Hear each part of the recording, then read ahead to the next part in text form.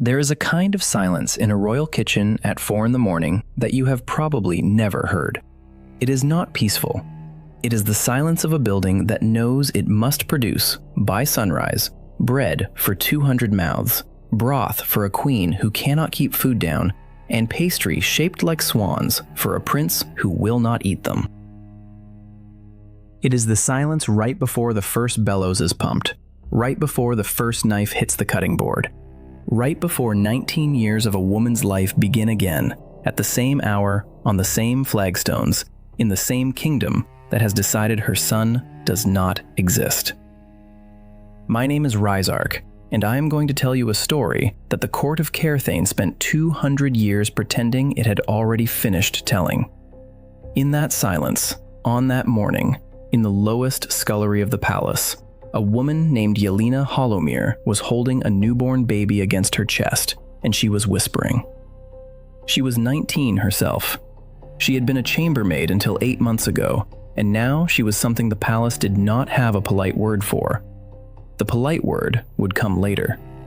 The polite word would be invented by lawyers, and by court mages, and by the queen's confessor, and it would be applied to her son like a brand. But on that morning, in that silence, she had no word for what she was, and no word for what he was. And so she did the only thing a woman in her position has ever done in any kingdom, in any age. She made a promise. She lowered her mouth to the soft curl of dark hair on top of her son's head, and she said, very quietly, so that only he and the ovens and the silence could hear her, __quote _0___. She did not cry when she said it. She had done all of her crying already in the months before he was born, in a room nobody visited. By the time he came out of her, into the hands of an old palace midwife named Brenna Coalfoot, who had agreed to help her for nothing, Yelena was past tears. She was already strategic. She was already, in the small, careful way of women who have nothing, planning. She named the baby Roderic, after no one in particular, because she did not want to name him after his father. The father, of course, was the king. His name was Roderic of Caerthane, and he was 41 years old that year, and he was, by the standards of his line, a not particularly cruel man. He was a man who had taken a chambermaid into a small, unused room near the autumn library on a Thursday in the second week of harvest, and who, 2 weeks later, when she came to him pale and frightened and quietly told him she was carrying his child, had given her a small leather purse of silver and had told her, with what he probably believed at the time was kindness, that he hoped she would be sensible. She had been sensible. She had taken the silver. She had not gone to the queen. She had not gone to a midwife in the city who would have ended the pregnancy for a fee. She had instead gone, with that purse still tied at her waist, into the deepest kitchen of the palace, and she had asked the head cook, a man named Bosun Grater, for permanent work scrubbing pots. He had looked at her, and he had looked at her belly, and he had not asked any further questions. He had simply nodded. Bosun Grater would die 2 years later in a kitchen accident involving a falling shelf of copper pans, and he would never be thanked in any official record for the fact that, on the day Roderic Hollowmere walked into his domain with a king's silver tied at her waist, he allowed her to disappear into it. That is how Roderic was born in the kitchens. That is how, by the time he was old enough to walk, the palace knew exactly who he was, and had quietly agreed never to say it out loud. The king knew. The queen, whose name was Iselva Caerthane, knew. The crown prince, Alderin of Caerthane, who was 3 years older than Roderic and who was being raised in tutors' rooms upstairs to one day inherit everything, knew. The court sorcerer, an old half-elven man named Pelmond Auvern, who had served the throne for 60 years and who saw everything that mattered, knew. The captain of the inner guard, Marin Velkist, knew. The old midwife Brenna Coalfoot, of course, knew, because she had caught him. The only people in the palace who did not know who Roderic Hollowmere really was were the new servants who came and went, the visiting nobles, and the occasional foreign emissary who would wander down into the kitchens looking for a glass of cold water and would be served by a quiet boy with dark hair and golden eyes, and would think to himself, briefly, that there was something about the boy's face that was strange before forgetting about it entirely. The boy grew up in steam and ash and the smell of boiling onions. By the time he was 6, he could scrub a soup pot taller than himself. By the time he was 9, he could read, because his mother had taught him in stolen half hours from the chapel hymnals she borrowed and returned. By the time he was 12, he could read in 3 languages, because Pelmond Auvergne, the old court sorcerer, had begun, for reasons no one understood, to wander down into the kitchens once a week and to leave a book on a particular shelf above the rendering pot, and to come back the next week and to find the book gone and a different book waiting for him in its place, with the pages turned to a passage Roderic had not understood.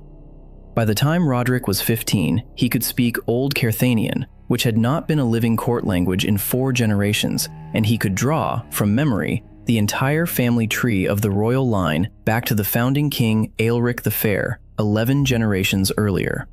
He did all of this scrubbing pots. The other kitchen boys hid him. This is not a thing I am going to dwell on, dear viewer, because there is a particular kind of viewer who comes to a story like this looking for a long catalog of a child being beaten, and I am not going to feed that hunger. But you should know that they hid him. They hid him because he was quiet, because he was strange, because his mother was strange, and most of all, because everyone in the kitchen knew, in the way that servants always know, that he was the king's blood, and there is no human animal more cruel to royalty than a servant who knows the royalty cannot strike back. When they hit him, he did not strike back. He went still, he absorbed it. And then, later that night, in the small alcove behind the bread ovens, where he slept with his mother on a straw mattress, he would close his eyes, and he would say, very quietly, the names of his ancestors backward from Aelric the Fair down to the king who had given his mother a leather purse of silver. Yelena knew he did this. She did not stop him. She told him on his 12th birthday the truth. She told him quietly in the alcove behind the ovens on the night of his birthday, when no one was listening. She told him that his father was the king. She told him that the king knew. She told him that the queen knew. She told him that his half-brother, the Crown Prince Aldurin of Caerthane, was probably going to try to kill him eventually, because that is what crown princes do to inconvenient brothers when those brothers grow old enough to be politically interesting. She told him all of this calmly, without crying. She had stopped crying 19 years ago. And then she told him the second thing, which was the more important thing, and which I want you to remember for later in this story, because it is going to matter very much. She told him that her own mother, his grandmother, whom he had never met, had been named Moraine of Ostvale, and that Moraine of Ostvale, before she had become a fugitive in an exile and a woman who eventually married a fisherman and died of fever before her daughter was 20, had been the last surviving granddaughter of a royal line that the current dynasty of Caerthane had wiped out 200 years ago. She told him that he was not just the king's bastard. She told him that the blood of 2 royal lines met inside him, and that one of those lines was older, and that the older one had been murdered to make room for the younger one, and that this was a secret she had carried for 19 years, and which he was now old enough to carry with her. Roderic, who was 12, listened. He did not ask her to repeat it. He did not say anything at all. He sat for a long time in the dark of the alcove, with the smell of the cooling ovens drifting through the kitchen, and he turned the information over in his mind, the way a smith turns a piece of metal over in the forge to see where the cracks are. Then he said, "All right." That was all he said. All right.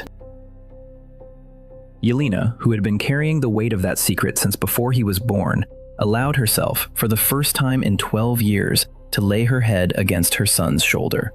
He was 12, and he was already taller than her. 19 years passed. Well, 7 more years passed, because we are now 19 years from the kitchen and the whisper and the promise. Roderic was 19.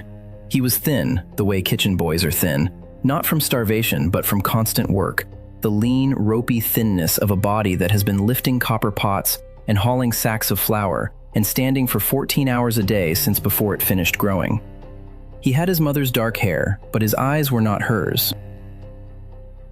His eyes were the king's eyes, and everyone in the palace who had ever stood within 10 feet of King Roderic of Caerthane knew it the second they looked at Roderic Hollowmere, which was one of the many reasons everyone in the palace tried very hard not to look at him. He had grown into a strange young man, not strange in the way the kitchen boys had been strange to him, with their pack instinct and their open cruelty. Strange in the way that people are strange when they have spent their entire lives being a secret. He was quiet. He was patient. He laughed rarely, but when he laughed, it was a real laugh, not the nervous bark of a servant trying to please his betters. He could fillet a fish in 11 seconds. He could recite in Old Caerthanian the entire coronation oath of King Aelric the Fair. He had read every book Pelmond O'Verne had ever placed on the shelf above the rendering pot, and he had begun, in the last 2 years, to leave notes inside them in the same archaic script. And Pelmond had begun in the last 2 years to answer them. The two of them had never spoken directly, not once in 7 years. They communicated entirely through the margins of borrowed books, like two prisoners in adjoining cells tapping on the wall. And dear viewer, here is where it gets crazy. Because in the 4th week of the 2nd month of his 19th year, on a cold morning when the kitchen was just starting to wake up, a steward in royal livery came down the back stairs and into the scullery, and he stood there for a long moment looking embarrassed, and then he said, in the careful voice of a man who has been ordered to do something he does not understand, quote 2. The kitchen went silent. Bosun Grater's nephew, who had been head cook for the last decade and who was a fundamentally decent person, looked up from a tray of pheasants he was dressing and stared at the steward like the man had grown a second head.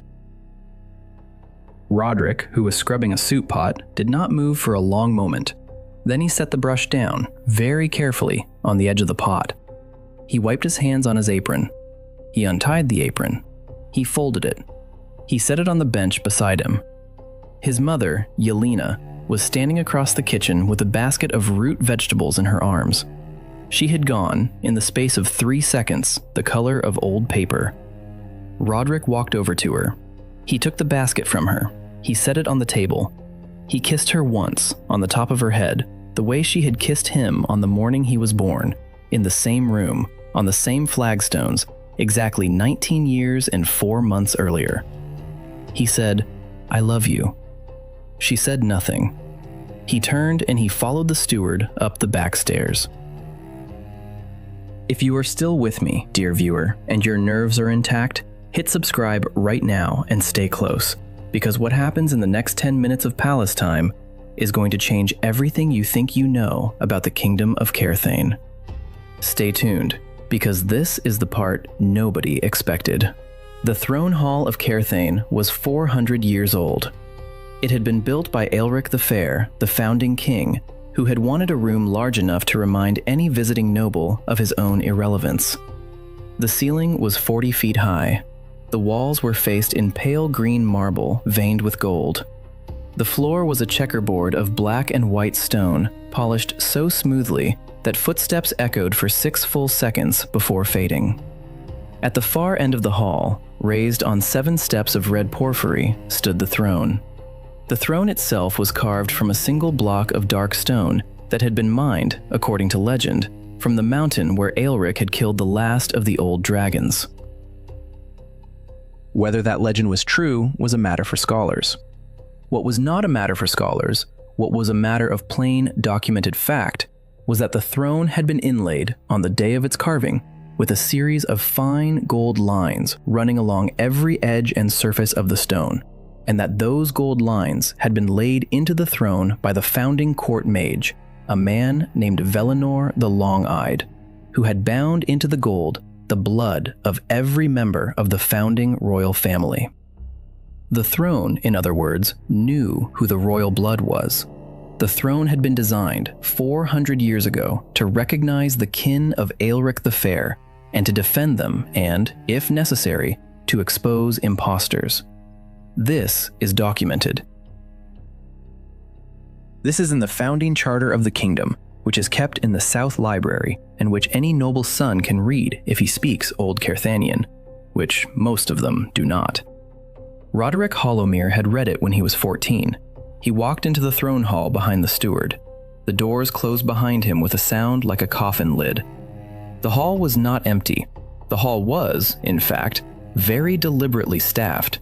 Standing in a careful arc around the throne were the king, Halric of Caerthane, looking older than his 60 years and unable to meet Roderic's eyes. The queen, Iselva Caerthane, in a gown of deep green silk that matched the marble walls almost perfectly, looking at Roderic with the calm, steady gaze of a woman who has already decided what is about to happen. The crown prince, Alderin of Caerthane, 22 years old and beautiful in the cold way that royalty is sometimes beautiful, standing slightly behind his mother with a small smile on his face. The court sorcerer, Pelmund Auvergne, looking ill. The captain of the inner guard, Marin Velkist, in full ceremonial armor, with his hand resting on the hilt of his sword and his face completely empty. And one other person, a man Roderic had never seen before, a tall, thin man in deep red robes embroidered with sigils Roderic did not recognize. The man was standing to the side of the throne, and he was holding a small carved wooden box, and he was looking at Roderic with an expression of clinical interest, the way a butcher looks at a calf. "Roderic Hollowmere," said the king. His voice was hoarse. "Step forward, stand before the throne." Roderic stepped forward. He stopped at the foot of the 7 porphyry steps. He did not bow because no one had told him to bow, and because he had decided, somewhere on the walk up the back stairs, that he was finished bowing. The king looked at him for a long moment. Then the king looked at the queen. The queen nodded, very slightly. "You are summoned," said the king, reading from a small scroll in his hand. "On suspicion of treasonous conspiracy against the crown of Caerthane, you will be examined by the royal ward. If the ward finds against you, you will be executed in this hall, by this hour, by the hand of the captain of the inner guard." The hall went very still. Roderic, who had spent 7 years communicating with Pelmund Auvergne through the margins of borrowed books, who had read every word of the founding charter of the kingdom, who had recited the coronation oath of King Aelric the Fair to himself every night for 19 years in the alcove behind the bread ovens, said nothing. He looked at his father. His father looked away. The thin man in the red robes stepped forward. He opened the small carved wooden box. Inside the box, resting on a bed of dark velvet, was a single drop of dried blood on a small disc of polished bone. "This," said the thin man, in the careful voice of a man who has performed this ritual many times before, "is the blood of King Aelric the Fair. It has been preserved in this house for 400 years. When placed in the proximity of one accused of treason against the royal line, it will judge." He did not explain what it would do if it judged against the accused. He did not need to. Roderic had read about it. The ward would, very simply, stop the heart of anyone the throne did not recognize as friend. The thin man set the disc of bone on the lowest porphyry step, 6 inches from Roderic's right foot. He stepped back. He began to chant in a language Roderic did know, because Roderic had read the chant in a book Pelmund Auvergne had left for him on the shelf above the rendering pot when Roderic was 16 years old, with a small note in the margin in archaic script that said, in 3 words, underscore, underscore, quote, underscore, 1, 0, underscore, underscore. Roderic had memorized it. The chant ended. The disc of bone began to glow. The light it produced was not warm. It was the cold, pale light of a winter moon. It spread out from the disc in a slow circle, brushing first against Roderic's boot, then climbing his leg, then rising past his chest, then settling, finally, in a soft halo around his head. The light did not stop his heart. The light, instead, did something nobody in the room except Pelmund Auvergne and Roderic himself had expected. The light leapt off Roderic. It crossed the porphyry steps. It struck the throne. and every single gold line that had been laid into the throne 400 years earlier by Velinor the Long-Eyed lit up at once. All of them, in a blinding flare of pure gold light that filled the throne hall from floor to ceiling and forced everyone in the room to shield their eyes. When the light faded, the throne had a crack running down the center of it. A clean, fine crack, top to bottom, from the carved finial to the base. And inside the crack, faintly visible, was a single, thin line of golden blood. The throne was bleeding. Nobody in the hall moved. The crown prince, Aldurin of Caerthane, who had been smiling 30 seconds earlier, was no longer smiling. The queen, Iselva Caerthane, had gone very still in the particular way of a predator that has just realized it is not, in fact, the predator in this particular room. The king had taken 3 steps backward and was now leaning against a marble pillar, breathing hard. The thin man in the red robes had dropped the small carved wooden box, and it had bounced once on the stone floor and rolled away unnoticed. Pelmond Avern, the court sorcerer, who had not smiled in front of another human being in approximately 40 years, was smiling. And Marin Velkist, the captain of the inner guard, the man who had been ordered to execute Roderic with his own sword if the ward judged against him, did something nobody had ordered him to do. He took 2 slow steps forward. He stopped at the base of the 7 porphyry steps, 3 feet from Roderic, and he knelt. He went all the way down on both knees on the cold black and white marble, and he bowed his head, and he said, in the loud, clear voice of a man who has spent 30 years in the inner guard, and who has just been freed from something he did not know he was carrying, "Your Highness." That was how the kitchen boy became a problem. Not a son, not a bastard, a problem. Because the throne of Caerthane, designed 400 years ago by Velinor the Long-Eyed to recognize the blood of Aelric the Fair, had just done 2 things at once. It had recognized Roderic Hollowmere as kin, and it had cracked. And cracks in 400-year-old magical objects do not happen for ordinary reasons. Cracks happen when the object encounters something it was not designed to recognize, but is forced to. Roderic was not just kin to Aelric the Fair. He was kin to someone else as well, someone older, someone the founding mage had not known about, or had known about and had hated, or had known about and had been afraid of. This is the moment, dear viewer, when the entire kingdom of Caerthane began to come apart at the seams. Not in a battle, not in a war, in a quiet throne hall at 10 in the morning, when an old captain of the guard chose, on his own, to kneel. And here is what I want you to remember. Remember the thin man in the red robes. Remember that he was not introduced. Remember that the queen brought him. Remember that he carried a 400-year-old artifact in a carved wooden box and used it casually, the way a man uses a familiar tool. Because in about 30 minutes of palace time, we are going to find out who he was and why he was there. And the answer is going to be much worse than anything you are currently imagining. Pelmond Auvergne, the court sorcerer, finally spoke. He did not raise his voice. He did not need to. The hall was so silent that a whisper would have carried. He said, "By the founding charter of this kingdom, signed in this hall by Aelric the Fair in the year of the dragon, any man whom the throne recognizes as royal blood is, from that moment, under the protection of the throne. The throne has spoken. I have witnessed. The captain of the inner guard has witnessed. The king has witnessed." He paused. He looked, very deliberately, at the queen. "The queen has witnessed." Iselva Caerthane did not move. Pelmond continued, "Roderic Hollowmere is, from this moment, a recognized prince of the royal house of Caerthane. The charge of treason is void. The order of execution is void.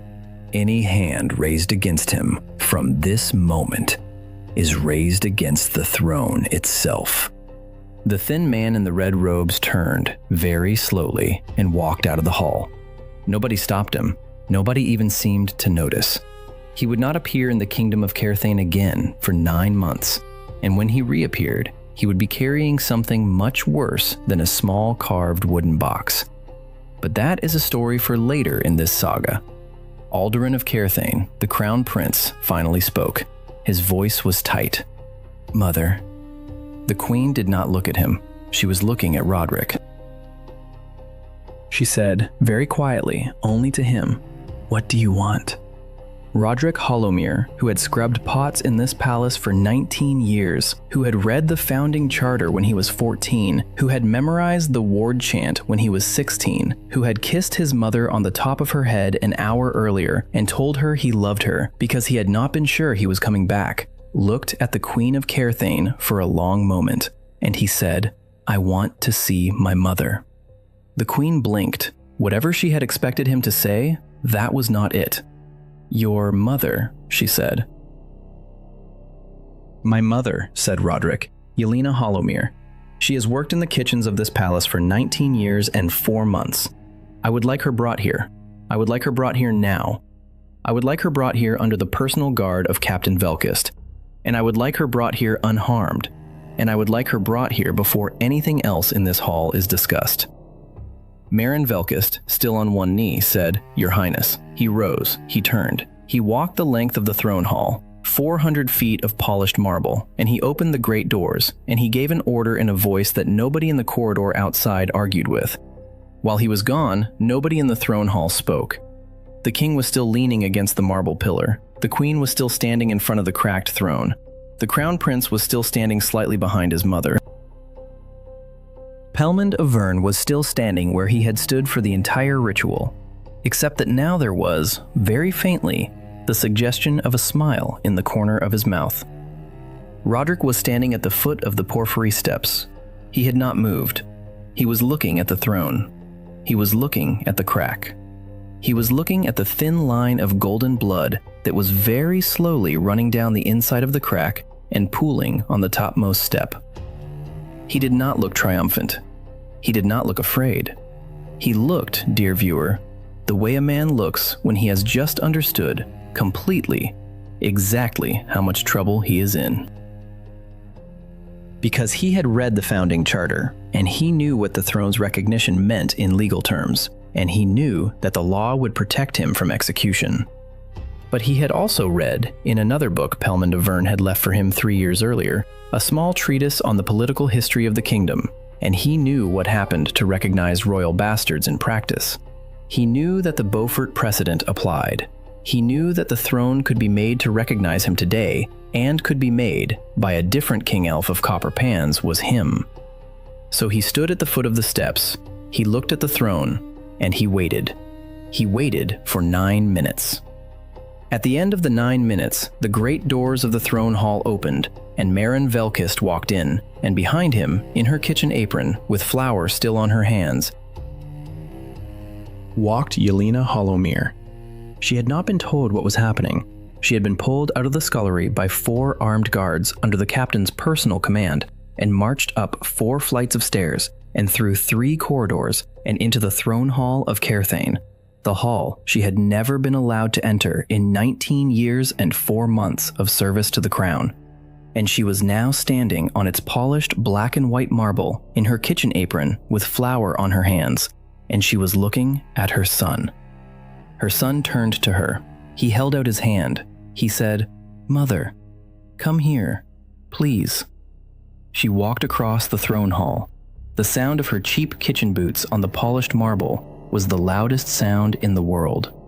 She stopped beside him. She took his hand. Her hand was very cold. Roderic turned to the king. He said, "Father?" The king flinched. Roderic said, "I am not going to ask you for anything. I want you to understand that. I am not going to ask you for a title. I am not going to ask you for land. I am not going to ask you to acknowledge me publicly. I am not going to ask you to sit me at your table. I am going to ask you for one thing, and I am going to ask you for it once, and you are going to give it to me, because the throne has already given it to me, and your refusal would not change anything except your dignity." He paused. "I want my mother to never enter that kitchen again. I want her to have a room. I want her to have a bed. I I want her to have a window. I want her to have the rest of her life to herself. I want her never to scrub another pot in this palace as long as she lives. And I want it in writing, signed by you, sealed by the court sorcerer, witnessed by the captain of the inner guard, before I leave this hall." The king of Caerthane, Howric, 60 years old, looked at his son for the first time in 19 years. He said, very quietly, "Yes." That was the moment, dear viewer. That was the moment the crown of Caerthane cracked. Not when the throne bled, not when the captain knelt, when the king said yes. Because a king who says yes to his bastard son in front of his queen and his crown prince is no longer a king. He is a man. And the kingdom of Caerthane had not had a man on the throne in 400 years. It had only ever had kings. The queen, Iselva Caerthane, understood this immediately. I want you to remember her face in this moment, dear viewer, because we are going to come back to it. She did not look angry. She did not look afraid.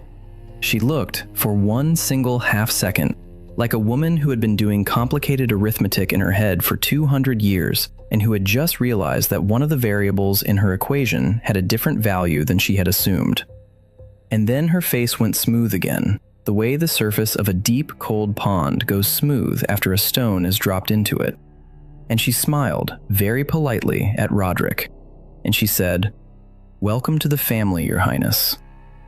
Roderic, who had read everything Pelmond Auvergne had ever left for him on the shelf above the rendering pot, who had memorized the coronation oath of King Aelric the Fair, who had spent 19 years being a secret and had spent the last 40 seconds being a prince, looked the Queen of Caerthane directly in the eyes.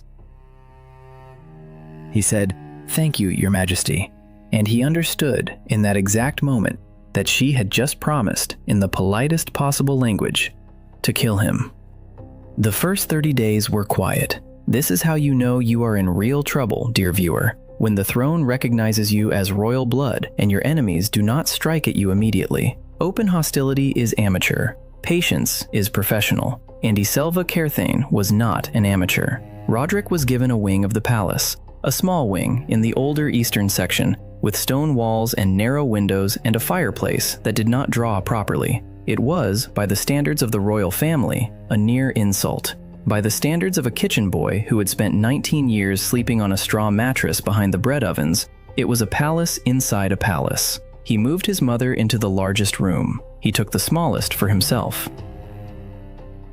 He kept the kitchen apron, folded, on a shelf in his wardrobe because he had decided he was never going to let himself forget where he had come from, and because he had decided that the day he could no longer fit into that apron was the day he had become something he did not want to be.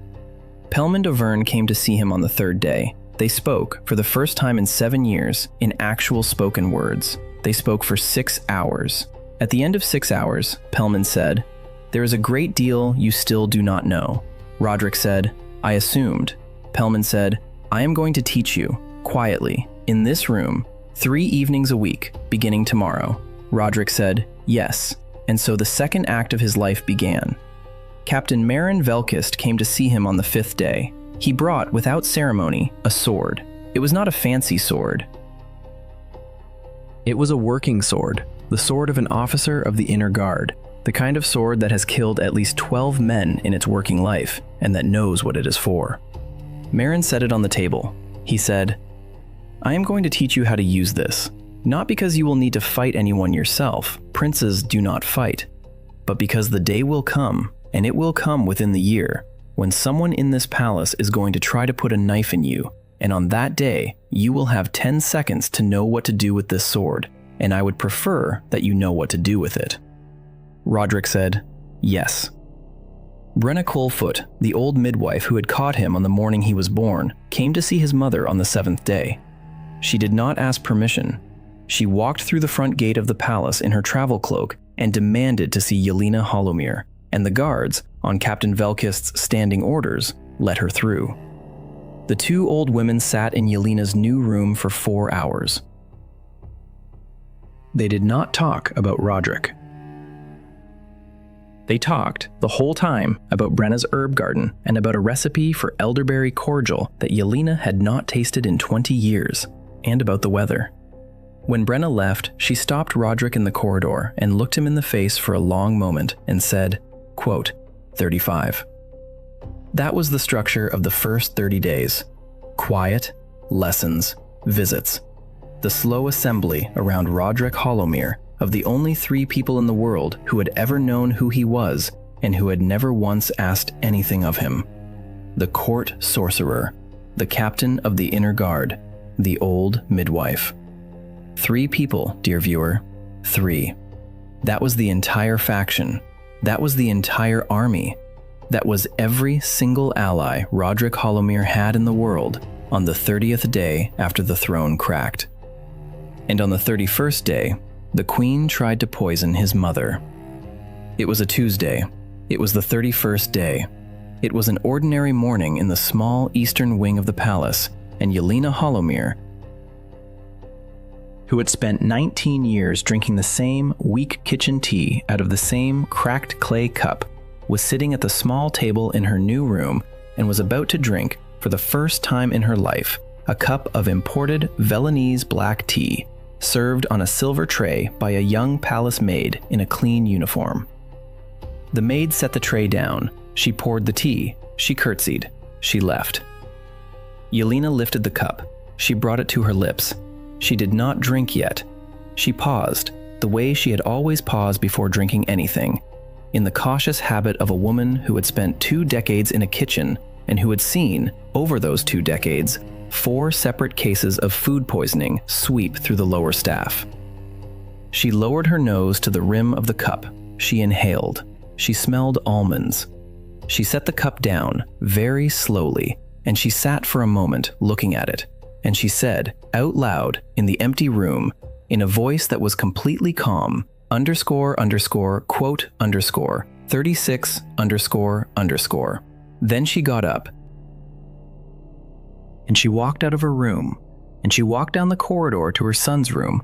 And she opened the door without knocking. And she said, Roderic, the queen is trying to kill me. Roderic was sitting at his desk, reading a book Pelmond had left him 3 days earlier. He looked up. He looked at his mother's face.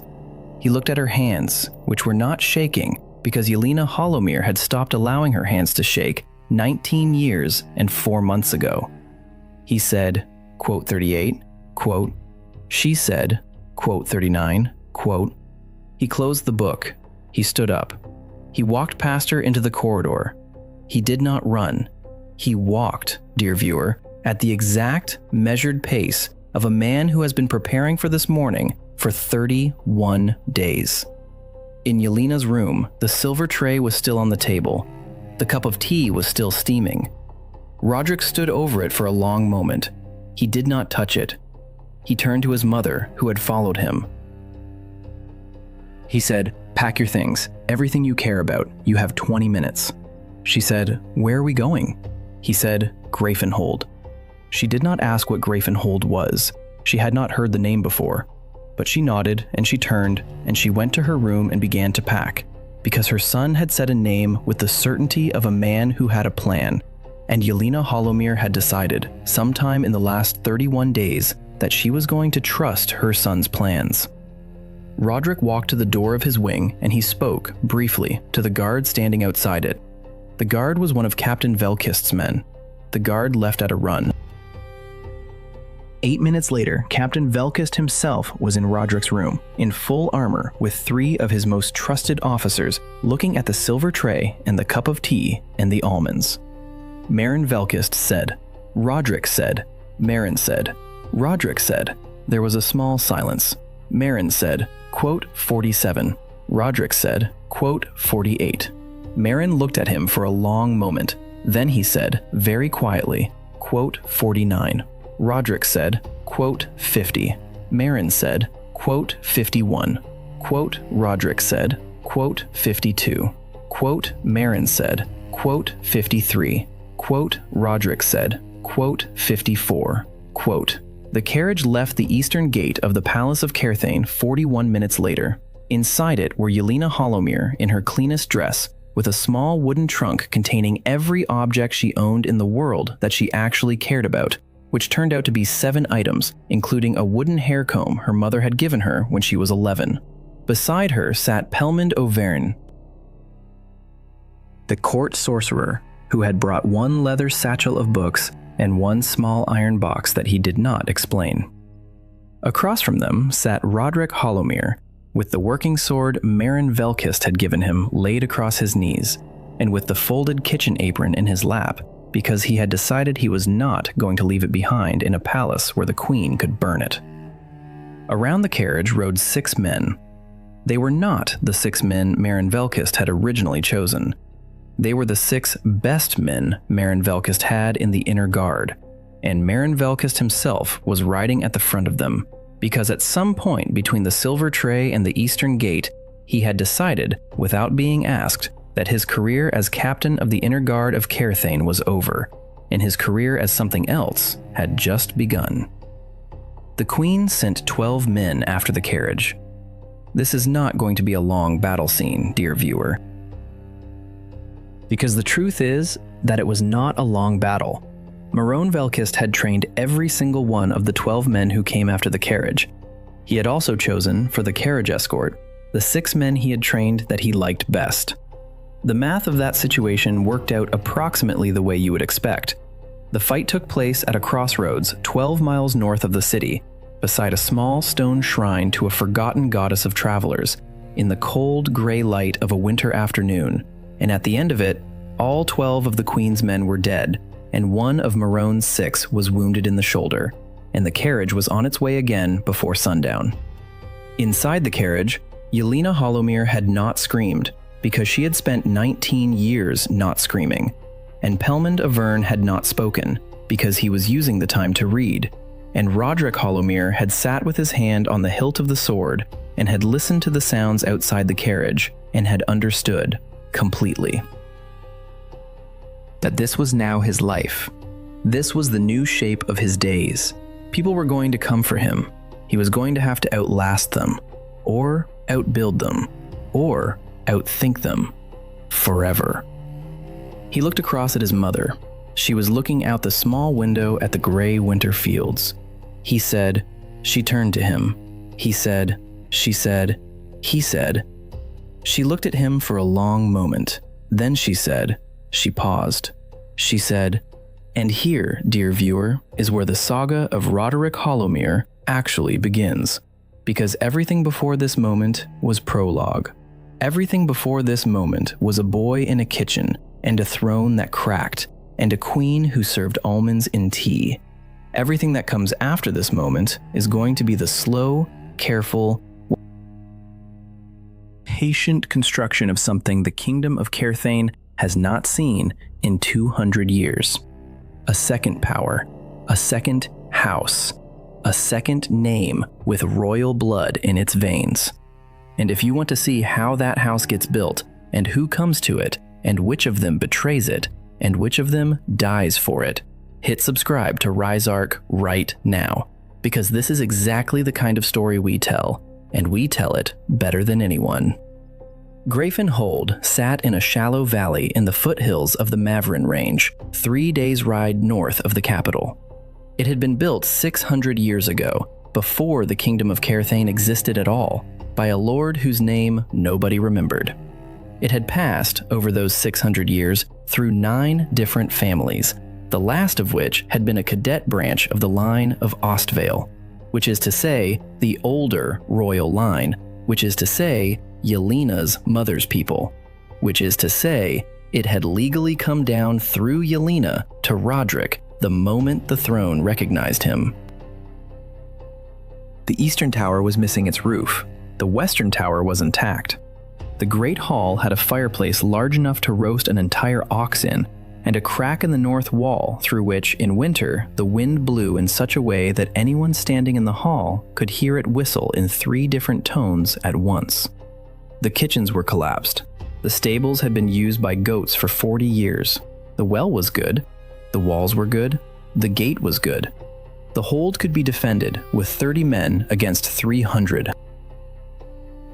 Roderic stood in the middle of the great hall on the evening of the third day, with his mother beside him and Pelmond Auvergne behind him and Meryn Velkist at the door, and he looked up at the broken rafters and the winter sky visible through the missing roof, and he said, "This will do."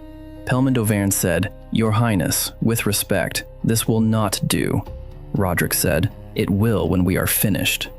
That night, in the Western Tower, in the only room that had a working fireplace and a working door, Yelena Hollowmere slept in a real bed for the third night in her life. Roderic slept on the floor outside her door. Meryn Velkist slept across the threshold of the main gate. Pelmond Auvergne did not sleep.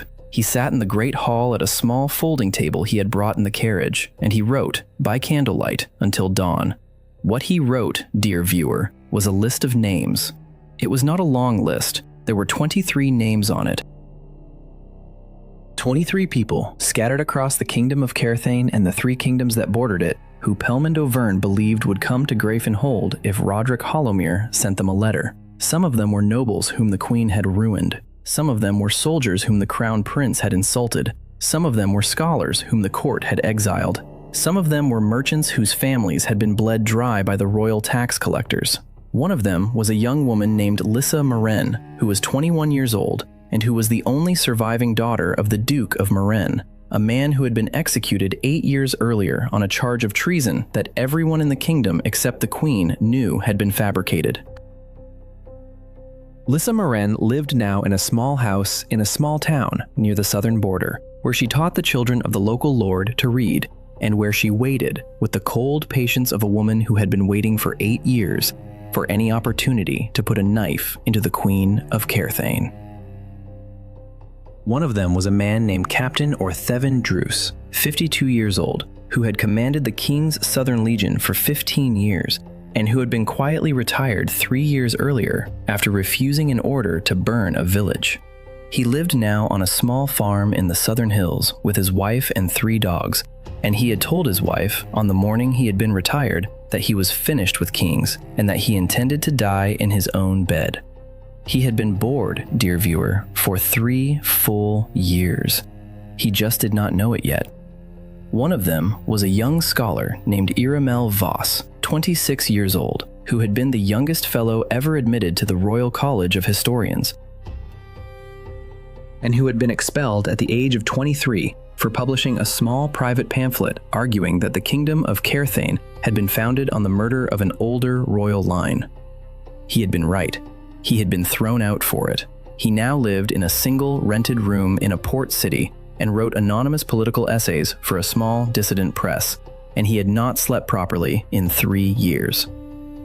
One of them was an old woman named Mother Theron, 78 years old, who was the abbess of a small chapter house of the Order of the Quiet Sisters in the Western Mountains, and who had personally smuggled, over the course of her 60 years in the order, more political refugees out of the kingdom of Caerthane than any other single person alive.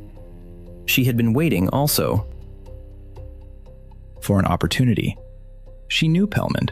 They had corresponded for 40 years. The other 18 names were similar. Each one was a person who had been damaged by the current regime and who had a specific capability the regime had not bothered to track. Each one was a person who, if presented with the right opportunity at the right moment, would not say no. Pelmond wrote 23 letters that night. He wrote each one by hand. He sealed each one with his personal seal, which was the seal of the court sorcerer of Caerthane, and which no postmaster in the kingdom would open. He gave them in the morning to Meryn Velkist. Meryn, who had spent 30 years in the inner guard, and who knew exactly which of his former subordinates could be trusted with what, dispatched 23 riders over the next 3 days, each carrying 1 letter to 1 address. The first answer came back 9 days later. It was from Lissa Meren. It was 3 words long. It said, Quote 64. She arrived at the gate of Greyfen Hold on a cold morning in the 2nd week of the 3rd month, on a borrowed horse, in a traveling cloak, with a single leather bag and a long knife at her belt that she had been carrying for 8 years without ever drawing. She was 21 years old. She had her father's eyes, which were the color of cold iron, and she had her mother's mouth, which was set in a thin, hard line that did not move when she spoke. Roderic met her at the gate. He did not bow. She did not curtsy. They looked at each other for a long moment. She said, quote, 65. He said, quote, 66. She said, quote, 67. He said, quote, 68. I have a question, Your Highness, quote, 69. Ask it, quote, 70. Are we going to win this? Quote, 71. I think so. I am not sure. I think we have a real chance because the Queen does not yet understand what we are. By the time she understands, we will already be too large for her to crush quickly. But I want to be honest with you. There is a real possibility that everyone in this room dies in a ditch. Thank you for the honesty, Your Highness.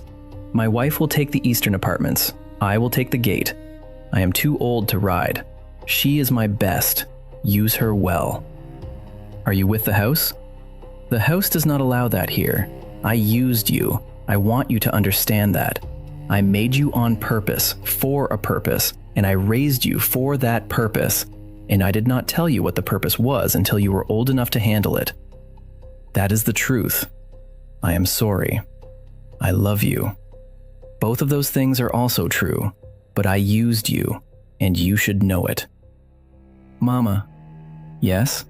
I figured most of that out when I was 16. I am going to go to bed now. Yes. Roderic. Yes. If we win this... I want a small garden. Not the herb garden, a different one. Just flowers. Stupid flowers. Things that do not feed anyone. I have spent my entire life growing things that fed someone else. When this is over, I want one patch of ground that grows something for no reason at all. __, quote, _ 85 __. Yes, Mama. All right. Forgive me, Your Grace. I did not know. I was sent by the Queen. I will tell you anything you want to know. I will not raise this blade against you again. I will not raise it against your mother. I am yours if you want me. I am dead if you do not. Either way, the contract is over.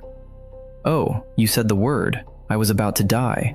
Yes, that is the correct circumstance for that word. Good. What is it? It is the recognition oath of the older line, the line of Ostvale, spoken by the head of the house in the presence of one who has taken blood coin to kill the head of the house.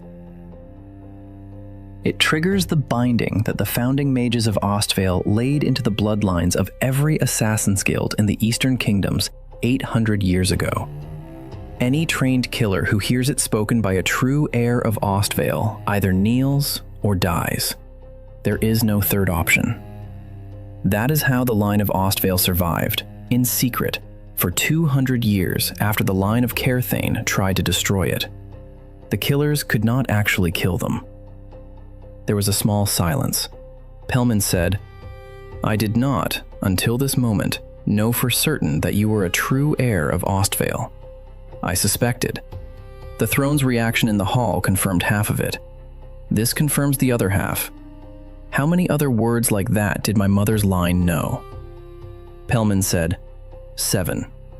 Roderic said, Are you going to teach me the other 6? Pelman said, Yes. Slowly. Some of them are worse than this one. The assassin, still on his knees, said, Your Grace. May I speak? Roderic said, Yes.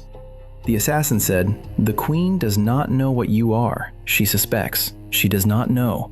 If she knew, she would not have sent me. She would have sent the man in the red robes. The man in the red robes is named Varic Ald. He is not a court mage. He is something older. He works for someone the Queen calls the Hollow Crown. The Queen reports to the Hollow Crown. I have carried letters between them for 6 years. I do not know who the Hollow Crown is. I know only that the Queen is afraid of them. The corridor went very still. Pelmond Auvergne, the court sorcerer who had served the throne of Caerthane for 60 years and who knew every secret organization in the kingdom by name, said, What did you just say? The assassin said, The Hollow Crown. Pelman said, Repeat that. The assassin said, The Hollow Crown. Pelmond Auvergne sat down on the top step of the spiral staircase. He did it slowly, the way a very old man sits when his legs have stopped working, and Pelmond Auvergne was, dear viewer, more than 200 years old, although nobody in the kingdom of Caerthane, except possibly Marin Velkist and Yelena Hollowmere, knew that. He sat on the step. He put his hands on his knees. He said, "Roderic, listen to me."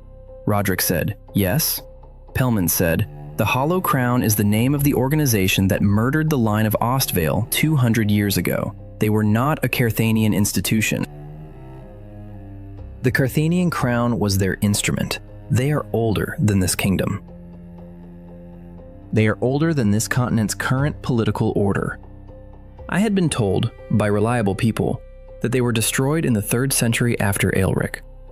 If your queen is using their name in correspondence, then either she has stolen the name to give herself heirs, which is possible and which I would prefer to be true, or they were not destroyed, and they have been operating in this kingdom for 200 years without anyone knowing. If the second is true, then we are not building a faction against a queen. We are exposed, in a half-ruined fort, to something that has been planning the murder of your mother's line for 6 generations, and that has just realized you are still alive." There was a long silence in the corridor of the Western Tower. Then Roderic Hollowmere, 19 years and 10 months old, kitchen boy, recognized prince, hidden heir of 2 royal lines, said, "All right." He said it the same way he had said it in the alcove behind the bread ovens when he was 12. He said, "Then we build faster." Dear viewer, stay with me, because the story you thought you were watching just changed shape, and I want you to understand what that means.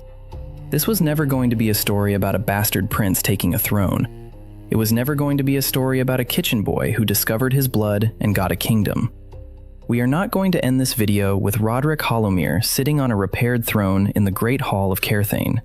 We are going to end this video with him still in a half-ruined fort, because the thing he is actually fighting cannot be defeated by sitting on a throne. The thing he is actually fighting is older than the throne. The throne was its instrument. The queen was its instrument. The crown prince is its instrument. And by the time Roderic understands the full shape of what the Hollow Crown actually is, the question of who sits in Caerthane is going to feel small, local, almost provincial. Hit subscribe right now. I am not joking, dear viewer, because the next 7 months at Greyfen Hold are going to change everything you think this saga is about. The 7th month brought Varric Auld. He did not come over the wall. He did not climb. He did not assassinate. He came up the road to the front gate of Greyfen Hold in a black carriage drawn by 4 black horses, in the cold gray light of a midwinter morning, with a single small leather case in his lap and no escort at all. He stopped at the gate. He stepped down from the carriage. He stood in the snow in his deep red robes, and he looked up at the gatehouse, and he said, in a calm voice that carried surprisingly far, "I am Varric Auld. I am here to speak with Prince Roderic Hollowmere. I will not be coming inside. I will speak with him here, at this gate, in the open air, for the duration of 1 cup of tea, and then I will leave. You may search my carriage, you may search my person, you may keep a sword to my throat for the entire conversation. I am offering this courtesy because I would prefer that we understand one another before any further unpleasantness." Marin Velkist, who was on the gate, looked down at him. Marin said, "Wait." He sent a runner. Roderic came to the gate himself, with Pelmond Auvergne beside him, in the cold, in his traveling cloak, with the working sword on his hip. He stood on the inside of the gate. Varric Auld stood on the outside. There was a thick oak door between them. Roderic said, through the door, "I am here." Varric Auld said, "Your Grace, thank you for coming down. I will not waste your morning. I am here to make you an offer." Roderic said, "From the Queen?" Varric Auld said, "No, from the people the Queen serves. The offer is this: you leave, you take your mother. You take your scholar, and your captain, and your sorcerer, and your duchess, and your retired general, and your nun. You take all 27 of them. You take horses and supplies. You ride east. You cross the Mavrin Range. You go to the kingdom of Taurus, or you go beyond it. to the free cities. You are given safe passage. You are given a stipend for life that will keep you and your mother and any household you choose to keep comfortably until you die of old age in a warm bed in a city neither of us has ever heard of. You renounce, in writing, any and all claim to the throne of Caerthane and to the line of Ostvale. You take a new name. You disappear. We do not pursue. Your mother lives. You live. Your people live. Everyone in this fort dies in old age in a foreign country in a peaceful manner. This is the offer. There was a long silence at the gate. Pelmond Auvergne, standing beside Roderic on the inside of the door, said, very quietly in Roderic's ear, "He is telling the truth." "That is a real offer. He would honor it." Roderic said, "Why?" Veric Ald said, "Because you are an inconvenience, and we prefer to remove inconveniences cheaply when we can. Killing you is not cheap." You are now protected by the Recognition Oath and by the Throne's Ward, and by 26 trained and motivated people, several of whom are politically valuable. To kill you, we would have to break things we would prefer not to break yet. It is cheaper to send you east. So I am sending you east, and if I say no, then you stay here.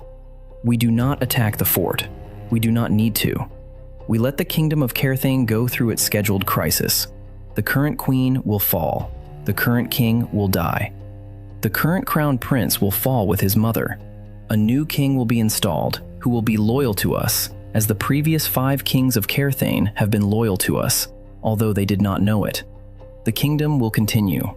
And you, your grace, will sit in this half-ruined fort in the foothills of the Mavrin Range, with your court of damaged people, for the rest of your natural life. Surrounded by the kingdom that will not acknowledge you and will not attack you and will not assist you until you die of age and your mother dies of age and within the year. She is no longer useful. She has become emotional about you. That makes her unreliable. We have already begun the replacement. You will kill her, probably. She is not a friend of mine. But I want you to understand that I am hearing you tell me in plain language that the organization you serve installs and removes monarchs at its convenience. I want you to understand that I have heard this. I want you to understand that I am thinking about it. Quote 126 __. I understand, Your Grace. That is exactly what I wanted you to understand. That is the actual purpose of this visit. The offer is real. The information is also real. I am giving you both because we calculate that, presented with both, you will choose East. A wise young man, given the offer of a comfortable life and the information that the game cannot be won, chooses the comfortable life. Quote 127 __. He is offering you the truth as a weapon. He thinks the truth will frighten you off. He is calibrating you the way you would calibrate a horse. Be careful. Mr. Ald, Your Grace, how old are you? I am 143 years old, Your Grace. And the hollow crown. Older. How much older? Considerably. And you serve them voluntarily. Quote 137 __. I serve them because they preserved my life for 121 years past the age at which I should have died. The terms of that preservation are favorable. The work is interesting. I do not regret my arrangement. Mr. Ald, I am going to give you my answer. I am going to ask you to take it back to your superiors exactly as I phrase it. Will you do that? Yes. Your Grace, my answer is no. My answer is no, and I want you to understand the reason, because the reason is going to matter to the people you serve. The reason is not that I want the throne of Caerthane. I do not want the throne of Caerthane. I have already decided I will not take it. The reason is not that I want revenge for my mother's mother. I want it, but I would trade it for her safety and for the safety of my people. And your offer would give me that. The reason is that I do not believe you. He paused again. He said, I do not believe that the people you serve let go of inconveniences they have once located. I do not believe that we would ride east unharmed. I do not believe that we would receive a stipend for life. I do not believe that we would die of old age in warm beds. I believe that the carriage waiting for us at the eastern border would not be a friendly carriage. I believe that the stipend would arrive once. I believe that the offer is a trap, and that the trap was designed by someone who is very good at designing traps and who has been doing it for centuries. And that the only reason I can see the trap at all is that the person who designed it has gotten complacent over the last 6 generations, because the people they have been offering this trap to have all said yes. Varric Ald said, "Your Grace, with respect, you are guessing." Roderic said, "I know." Varric Ald said, "You are guessing wrong." Roderic said, "Maybe." He paused. He said, "But I am going to guess wrong. Here, in this fort, with my people, for the rest of my life if necessary, rather than guess right in a warm bed in a foreign city, alone. Because the other thing I do not believe, Mr. Ald, is that an organization that has been installing and removing the kings of this continent for 200 years, and possibly longer, is something that the human beings on this continent should continue to tolerate. I think your organization is a tumor. I think it has grown into the bones of every kingdom on this side of the Mavrin Range, and I think it has been hidden so well for so long that nobody who could fight it has known it was there to fight. I am going to fight it. Not because I am strong enough, not because I am smart enough, because I am the only person currently alive on this continent who has both the bloodlines and the knowledge to even see what you are. Pelmond has seen you. Pelmond cannot fight you alone. He has been waiting for me for 60 years. I am here now. I am going to fight." He paused one more time. He said, "Tell your superiors I said hello." Varric Ald, 143 years old, in his deep red robes, in the snow, on the cold gray morning in the 7th month of the Saga of Roderic Hollowmere, was silent for a long moment. Then he bowed. Not deeply, a small, precise bow, the way a professional acknowledges another professional. He said, "Your Grace." I will deliver the message. I would like to say, in a personal capacity, and not on behalf of my superiors, that I have been making this offer to descendants of dispossessed royal lines for 90 years. You're the first one who has said no. I do not yet know whether that makes you the wisest of them or the most foolish. I will be very curious to find out. He turned. He stepped up into the black carriage. The 4 black horses turned in the snow. The carriage rolled back down the road toward the south and disappeared, eventually, into the gray haze of the winter morning. Pelmond Auvergne, on the inside of the oak gate, said, "Roderic." Roderic said, "Yes." Pelmond said, "That was very brave." Roderic said, "I was terrified." Pelmond said, "I know. That is why it was brave. Stupid is brave without terror. Brave is brave with terror. You were brave." Now we need to be smart because we have approximately 7 months before they come for us properly, and we have a great deal of work to do. Roderic said, "All right." The 8th month was preparation. Roderic and Pelmond worked with Iramel Voss through every book in Greyfen Hold's growing library, mapping every reference to the Hollow Crown that any human being had ever committed to writing. There were not many. There were enough. Iramel cross-referenced them with the political history he had been collecting for 6 years. Patterns emerged: kings who died young, queens who fell from power within a year of their husbands' coronations, cadet branches of royal houses that disappeared between one chronicle and the next without any documented reason. The pattern stretched, dear viewer, across 400 years and 7 kingdoms.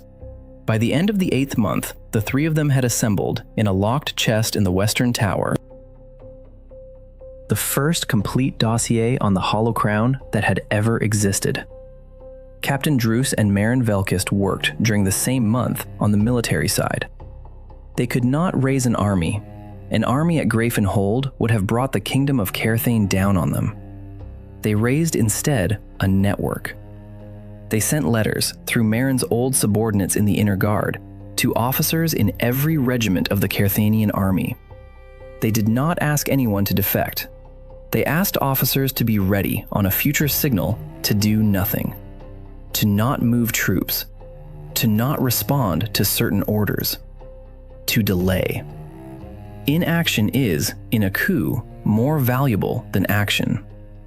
By the end of the 8th month, 12 regiments had agreed, in carefully worded private letters, to be unavailable. Lissa Moren worked during the same month on the nobility. Her father had been a duke. She still had her father's name and her father's friends scattered across the kingdom in their reduced estates.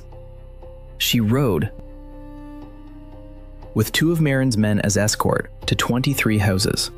She did not ask any of them to fight. She asked them to be furious. She asked them to remember her father. She asked them to remember what had been taken from each of them. She asked them to be ready on a future day to refuse to attend court. By the end of the 8th month, 19 noble houses had quietly agreed to refuse the next royal summons, whatever it was, whenever it came. And Yelena Hollowmere, during the same month, planted her flowers. She did it in the small inner courtyard of Greyfen Hold, in a patch of ground that had once been a kitchen herb garden and that she had cleared out in the 7th month while everyone else was dealing with Roderic Hollowmere. She planted bulbs that would not bloom until spring. She did not tell anyone what she was planting. She just planted them and watered them and waited. This is the part of the saga, dear viewer, that the chronicles will never record.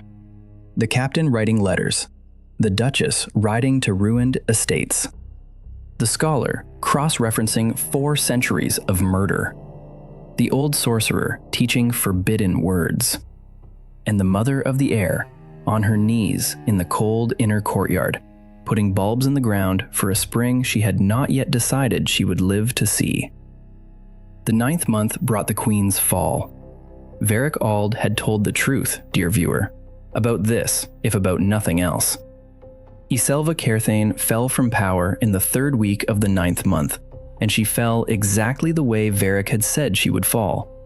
Quietly, privately, without anyone except the people directly involved knowing what had happened.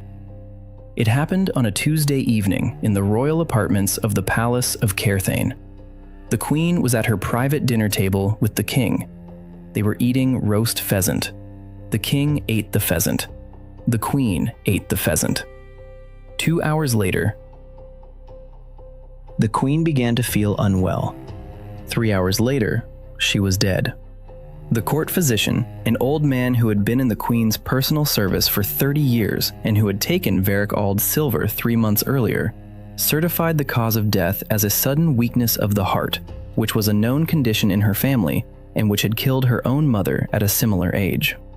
The king, who had eaten the same pheasant and who had not been a target, did not die. The crown prince, Alderin of Caerthane, 23 years old, woke up the next morning as the most powerful person in the kingdom, and the loneliest, because his mother had been the only person in the palace who had been entirely on his side, and now she was gone. Alderin of Caerthane stood in his mother's empty bedchamber that morning, looking at the dressing table where she had sat the night before brushing her hair. And he understood 3 things in quick succession. He understood that his mother had been murdered. He understood that the murder had been arranged by the same people who had handed his mother her power 30 years earlier, and that those people were still in the palace and would now hand him his power with conditions. And he understood, dear viewer, with the cold clarity that sometimes arrives in 23-year-old men at the worst possible moment of their lives, that he had spent the last 7 months hating the wrong brother. He sent a rider north to Greyfen Hold at noon. The rider arrived on the 4th day of the 10th month, exhausted, on a half-dead horse, with a single sealed letter in a leather tube. He was admitted at the gate. He was brought to the great hall. He handed the letter to Roderic Hollowmere personally and refused to give it to anyone else, because his instructions had been specific. Roderic broke the seal. He read the letter. He read it twice. He set it down on the long table in the great hall, where Pelmond and Marin and Lissa and Captain Druce and Iramel and Sister Aelin were all sitting because there had been a meeting going on when the rider arrived. He looked at the 6 faces around the table. He said, "My brother is asking for help." There was a long silence. Lissa Meren, who had been carrying a knife for 8 years for the privilege of putting it into either Iselva Caerthane or Aldurin of Caerthane, leaned slowly back in her chair and said, in a voice so flat it could have been used as a level, "What?" Roderic said, "He says the Hollow Crown killed our mother. He says they are going to kill him next, within the year, and replace him with a cousin from the southern branch of the family who has already been approached and who has agreed. He says he has no allies in the palace. He says he understands that he has no right to ask me for anything. He says he is asking anyway. He says if I do not answer, he will not write again." Captain Druce said, "Is it a trap?" Pelmond Auvergne said, "I do not believe so. The handwriting is his. The seal is his. The tone is not his.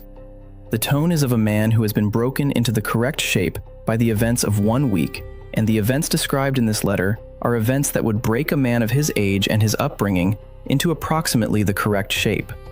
I think the letter is real." Iramel Voss said, "It does not matter whether the letter is real.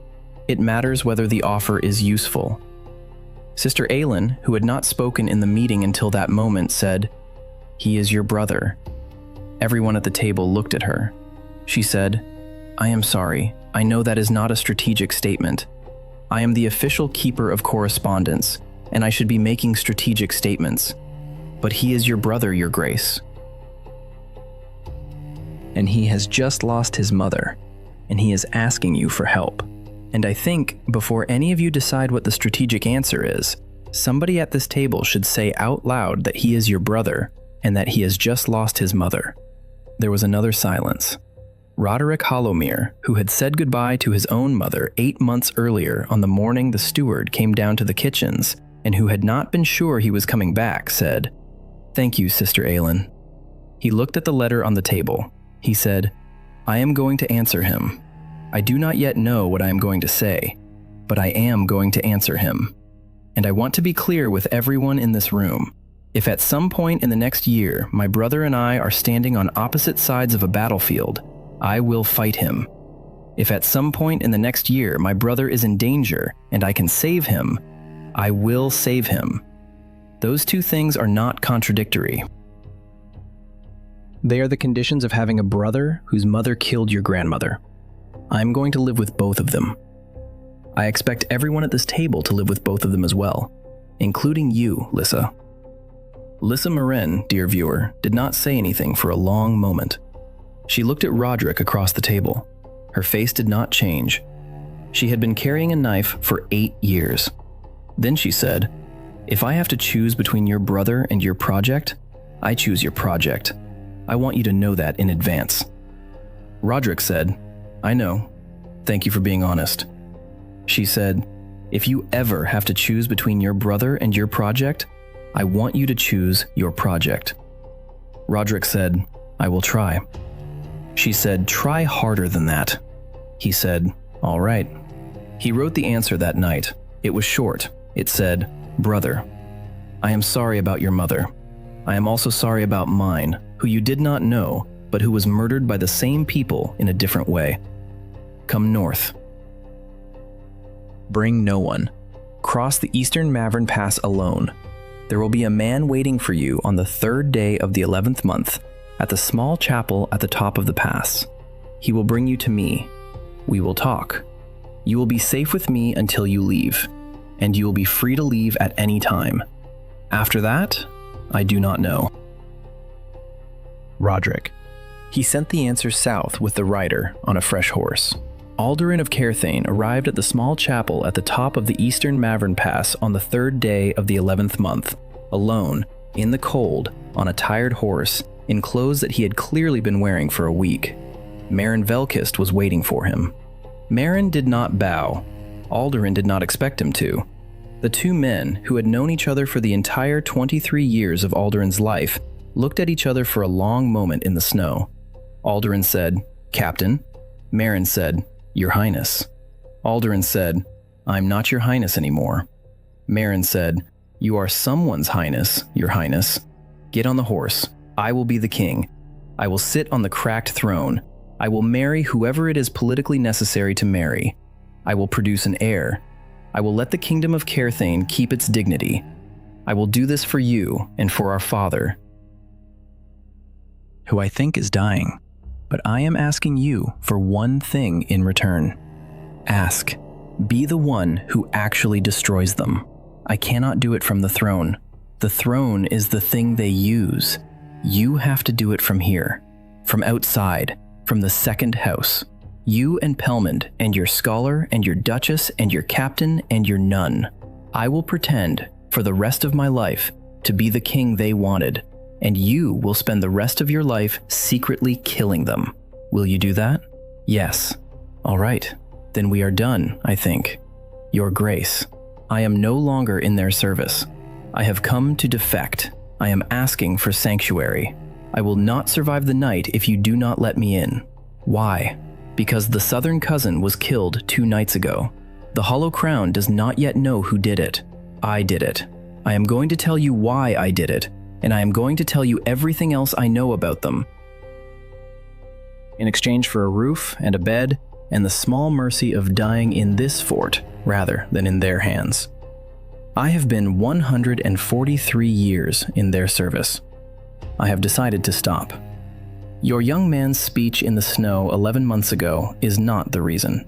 It was the beginning of the reason. I have spent 11 months thinking about it.